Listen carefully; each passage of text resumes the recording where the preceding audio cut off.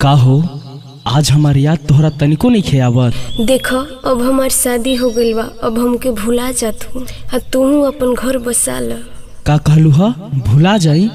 अरे पगली, तू हमके भुला सकेलू, बाकी हम तोहरा कभी ना भुला सकीला।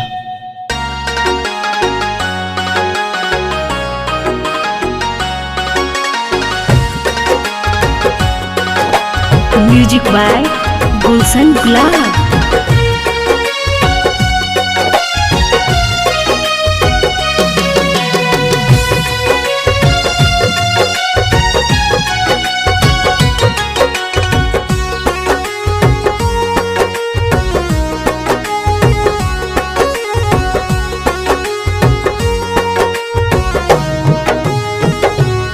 जब से गईलू हमके छोड़ी, दिलवा से नाता तोड़ी। ऐसन रहल ई जोड़ी, जैसे चांद के साथ चकोरी।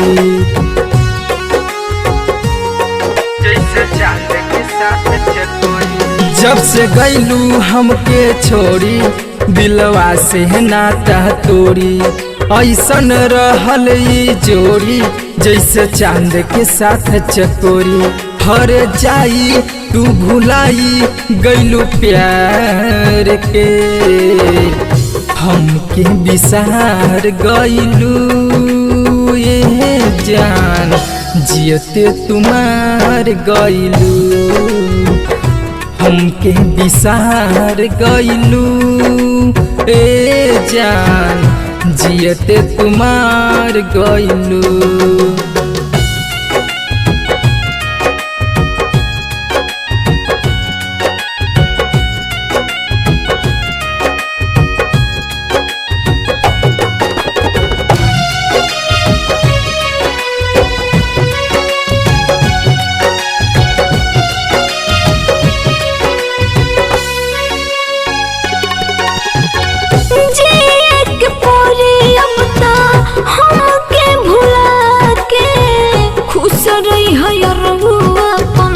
घरवा बसा के,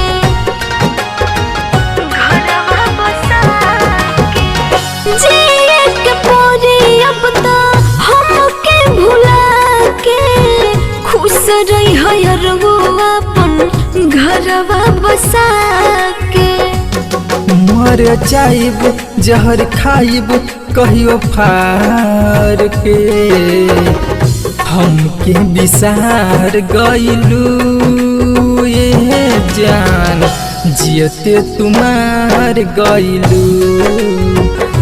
हमके बिसार गईलू ए जान, जियते तुम्हार गईलू।